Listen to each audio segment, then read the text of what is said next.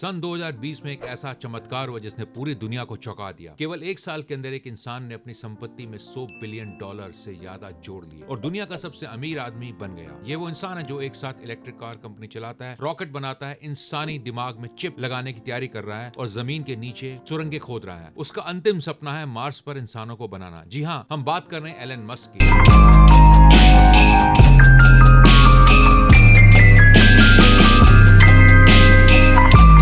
लेकिन अगर हम घड़ी की सुइयों को थोड़ा पीछे ले जाएं और साल 2008 में, तो यही वो इंसान पूरी तरह बर्बाद होने के कगार पर था। वह फैक्ट्री के फर्श पर सोता था, उसके रॉकेट हवा में फट रहे थे और दुनिया उसे एक पागल अमीर कह रही थी जिसने अपने पैसे को आग में झोंक दिया था। तो आखिर एलन मस्क एक जीनियस है या एक पागलपन की हद तक का रिस्क लेने वाले इंसान? आइए जानते हैं एलन मस्क की इस मशहूर अद्भुत कहानी। एलन मस्क का जन्म 28 जून 1971 में पेट्रोरिया, साउथ अफ्रीका में हुआ था। ऊपर से देखने पर उनका बचपन बहुत अच्छा लग रहा था, लेकिन हकीकत कुछ और थी। एलन मस्क का बचपन बहुत अकेलेपन में बीता। स्कूल में वो बच्चे थे जो सबसे ज्यादा किताबें पढ़ते थे। 9 साल की उम्र तक उन्होंने पूरी साइक्लोपीडिया ब्रिटानिका पढ़ ली थी। उनकी इसी बात की वजह से स्कूल के बच्चे उन्हें बुली करते थे, उन्हें परेशान करते थे। एक बार तो कुछ लड़कों ने उन्हें सीढ़ियों से नीचे फेंक दिया और इतना मारा कि वो बेहोश हो गए। उस चोट की वजह से सालों बाद भी उन्हें अपने नाक की सर्जरी करानी पड़ी। स्कूल के दर्द और घर पर अपने पिता के साथ मुश्किल रिश्तों से बचने के लिए एलन ने अपना कंप्यूटर की तरफ ध्यान लगाना शुरू कर दिया। सिर्फ 12 साल की उम्र में उन्होंने कोडिंग सीख ली थी और ब्लास्टर नाम का एक वीडियो गेम बनाया। उन्होंने इस गेम को एक मैगजीन को $500 में बेच दिया। यह उनका पहला बिजनेस था,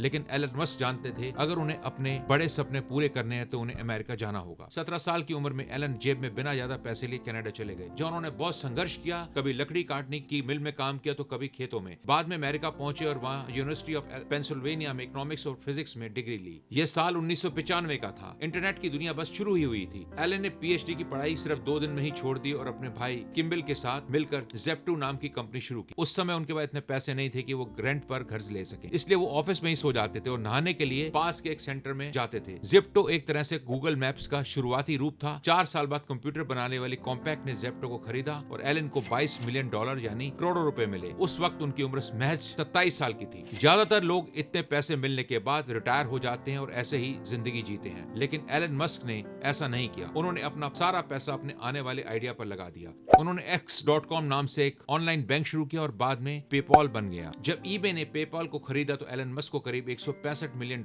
मिले। अब कहानी में वो मोड़ आता है जहां एक सामान्य बिजनेसमैन और एलन मस्क की सोच अलग हो जाती है। एलन ने अपनी कमाई से कोई आलिशान महल या आइलैंड नहीं खरीदा। उन्होंने वो काम करने की ठानी जो इम्पॉसिबल लग रहा था। एलन मस्क इंसान को मार्स पर भेजना चाहते थे। इसके लिए वो रॉकेट खरीदने रशिया गए, जहाँ रूसी वैज्ञानिकों ने उनका मजाक उड़ाया, उन्हें छोटा बच्चा कहकर खाली हाथ लौटा दिया। एलन को बहुत गुस्सा आया और वापस आते वक्त फ्लाइट में उन्होंने हिसाब लगाया और सोचा, मैं किसी और से रॉकेट क्यों मांग रहा हूँ, मैं खुद अपना रॉकेट बनाऊंगा। सन 2002 में उन्होंने स्पेस एक्स की नींव रखी। उसका मकसद था रॉकेट की कॉस्ट को कम करना। इसके 2 साल बाद उन्होंने एक छोटी सी इलेक्ट्रिक कार कंपनी में पैसे लगाए, जिसे आज हम टेस्ला के नाम से जानते हैं। लेकिन 2 इम्पॉसिबल चीजों को एक साथ करना आसान नहीं था। सन 2008 में एलन मस्क की जिंदगी का सबसे बुरा साल साबित हुआ। दुनिया फाइनेंशियल क्राइसिस से जूझ रही थी। टेस्ला के पास पैसे खत्म हो चुके थे और स्पेस एक्स के पहले 3 रॉकेट लॉन्च पूरी तरह से फेल हो चुके थे। एलन मस्क की सारी जमा पूंजी खत्म हो रही थी और पूरी तरह से बैंकरप्ट होने की कगार पर थे। उनके पास बहुत थोड़े पैसे बचे थे। उससे उन्हें एक चुनाव कराना था, या वो स्पेसएक्स को बचाते या टेस्ला को। अगर वो पैसे बांट देते तो शायद दोनों कंपनियां डूब जाती। एलन ने जिंदगी का सबसे बड़ा जुआ खेला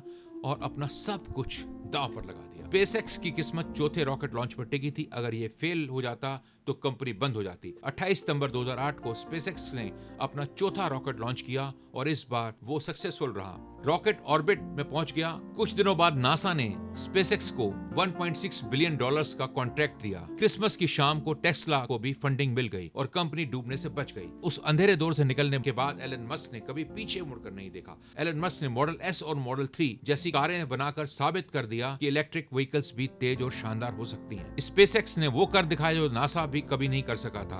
उन्होंने रॉकेट को अंतरिक्ष में भेजकर वापस जमीन पर सही सलामत लैंड कराया ताकि उसे दोबारा इस्तेमाल किया जा सके। लेकिन एलन यहीं नहीं रुके। ट्रैफिक से परेशान होकर उन्होंने द बोरिंग कंपनी शुरू की जो सुरंगें खोदती थी।